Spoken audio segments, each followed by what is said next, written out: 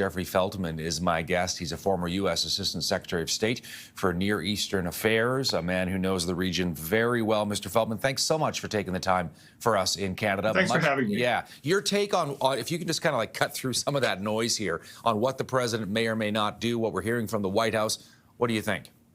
I think the president probably doesn't know what he's going to do, to be honest. And this is a tough decision. Does he join this war when he campaigned on being a peacemaker, when his inaugural speech talked about being judged by wars that he didn't start?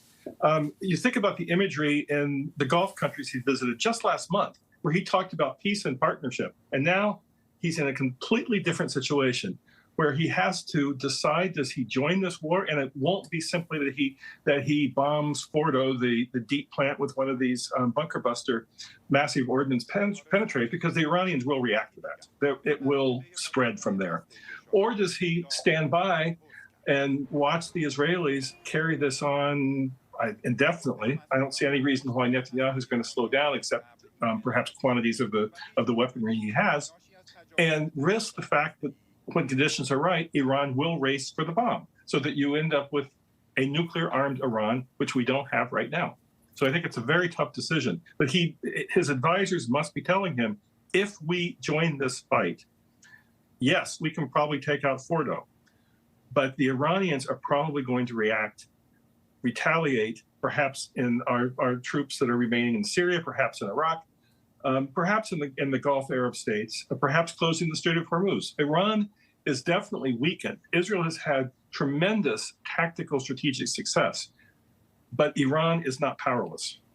I wonder as well how you would characterize sort of broad strokes, because you rightly point out when the president was reelected, he often said, look, I'm a deal maker. I know these leaders. They respect strength, and I will be able to bring about peace in Ukraine in 24 hours. We know that didn't happen. Talked about Gaza, still ongoing conflict there. Now Iran and Israel as well. And sort of the idea of the president not wanting to get involved in foreign wars, and yet he's being pushed toward, making these kinds of decisions. We have another 2-week deadline. We know often with the president, Mr. Feltman, those deadlines come and go and nothing happens.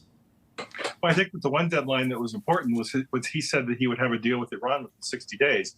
And it was on day 61 when the Israelis started their strikes against Iran. So I think that they found that deadline to be a convenient way to launch what I think Bibi Netanyahu has wanted to do for a long time.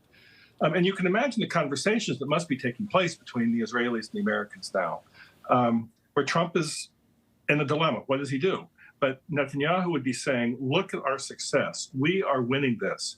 Look at what we've managed to pull off in terms of clandestine activities, drone factory in Iran, as well as demolishing the any air protection controls that Iran had. You, Mr. President, you can go down in history as taking out the program. You can have the final win. And that probably sounds appealing to Trump, who then hears, well, the reaction is not going to be simply we bomb Fordo.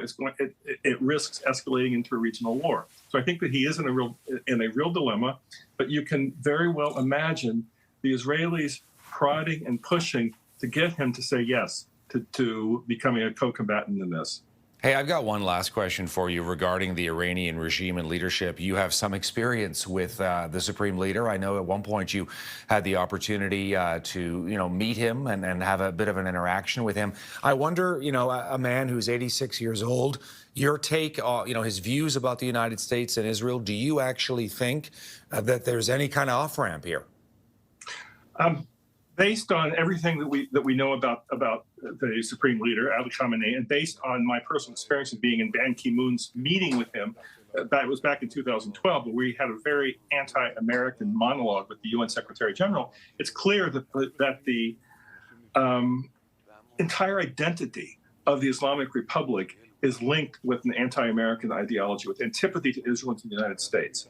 But the number one goal of Ali Khamenei would be regime survival. So I think that while he doesn't trust the United States, I'm sure that the first Trump administration's decision to pull out of the Iran nuclear agreement just reinforced his belief that the United States is not to be trusted. Nevertheless, if he feels that there is an existential threat to the regime, I believe that he'll find some way to restart negotiations.